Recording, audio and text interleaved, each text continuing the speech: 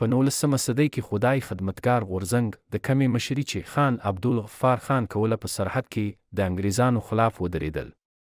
خدای خدمتګار تحریک جنګجو پښتانه متاثره کړل چې اسلحه کېږدي او د عدم تشدد په لارې د دښمن مقابله وکړي. خدای خدمتګار تحریک اول یوازې د انګریز مقابله کوله، خو بیا وروسته د ګاندي او انډین نیشنل کانګریس ملګري شول او دواړه د یو نه ماتېدونکي قوت په شکل کې راچوت شول.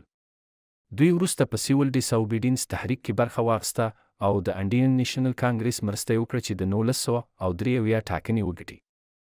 غفار خان چاته چې سرحدي ګاندي هم ویل کېږي د نړۍ ستیر او لوی تشدد نه کوونکی ځواک یې جوړ کړو. کم سے کم 10 لاکه خدای خدمتګارانو په دې غورځنګ کې ګډون کړی و او دا به ویل چې خدای ته د خدمت ضرورت نشته. دا هغه خدمت د هغه د مخلوق خدمت دی او زه د تشدد کولو نه ډډه کوم. د خدای خدمتګارانو ته به سورخ پوشه ویل کېدل ځکه چې دوی به سره وردی اچولې وه. په اوله کې به هغو کلیوالې پروژې ترسره کولې او ښوونځي به یې جوړول، خو ډېر زر هغو د هندوستان په لوی ریزاستون کې شریک شول او د انګریز ظلمونو زغملو ته تیار شول. انګریزانو د هغو کورونه سوځول شروع کړل. د پردې پامالي شروع کړه. هغوی په جیلونو کې واچول، خو خدای خدمتګارانو د عدم تشدد جګړه جاري وساتله. دې لوی تحریک انګریز حکومت مجبوره کړو چې په سرحد کې مارشل لا نافذ کړي. وروسته خدای خدمتګار تحریک کم چې د انډین نیشنل کانګریس برخه وه په صوبایي ټول ټاکنو کې بریا ترلاسه کړه. د دې مشري د عبدالغفار خان ورور خان صاحب کوله او د پاکستان د جوړېدو پورې په واک کې و. د خان صاحب حکومت په سرحد کې خپل ډېر شي اهداف پوره کړل، لکه په پوهنیزو ادارو او ښوونځیو کې د پښتو ژبې کارول او د پښتنو په خاوره د پښتنو اختیار سوا کول. د سرحد خاوره د هند برطانیې دپاره ستراتیژیک اهمیت لرلو، ځکه چې خیبر پاس هندوستان ته لارنیز دروازه وه. د دې لارې کنټرولولو لپاره انګریز هر څه کولو ته تیار وو او د سیویل ریساستونو یې ډېر په ظالمانه طریقه مخنیوی شروع کړو. ډېر شي فوجي عملیات په سرحد کې ترسره شول او څوک چې د ریزاستون غړي نه وو په هغو هم لوی ظلمونه وشول. خدای خدمتګار غورځنګ د کمې مشري چې باچا خان کوله یو کامپلیکس ریزاستون و. دا ریزاستون د باچا خان د ډر نیکه نه شروع شوی و، هغه انګریزانو قتل کړی و او د هغه نیکه او پلار د انګریزانو خلاف په جهاد کې برخه اخیستې وه. هندوستان ریزاستون دوه قسمه و، یو تشدد کوونکی ریزاستون و او بل تشدد نه کوونکی ریزاستون و. باچا خان دلته د یووالي په ډله و او دا فکر یې لرلو چې د تشدد خلاف تشدد نور تشدد جوړوي. هغه د پښتنو دپاره د یو نوي ژوند نیره وهله او ویلې چې زه پښتنو ته یو نوی ژوند او د دوی په ژوندون کې د فنونو ټولنیز خوالي او کلتوري ودې یو لوی انقلاب غواړم.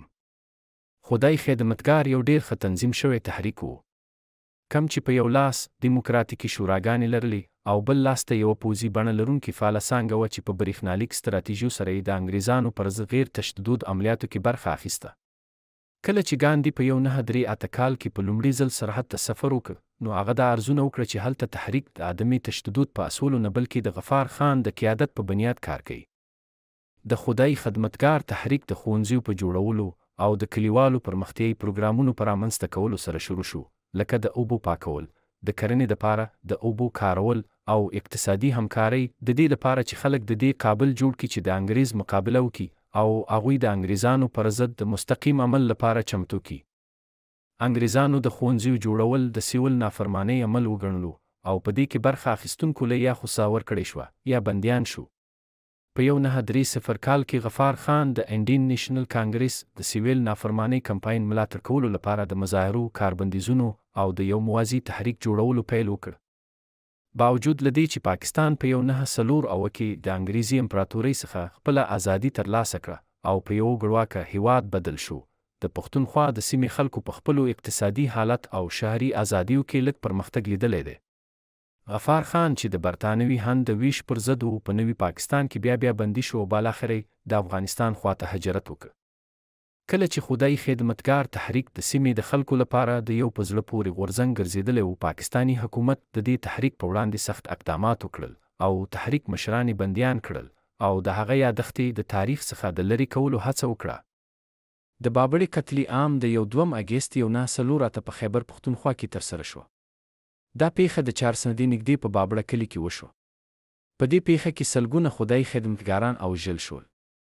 دا قتلي عام په نوي پاکستان کې د خیبر پښتونخوا د صوبایي حکومت په امر ترسره شو چې هغه وخت د خان عبدالقیوم خان په مشرۍ روان و.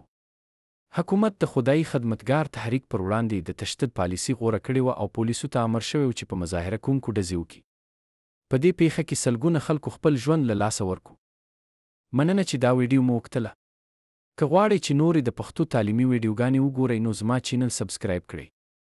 مننه.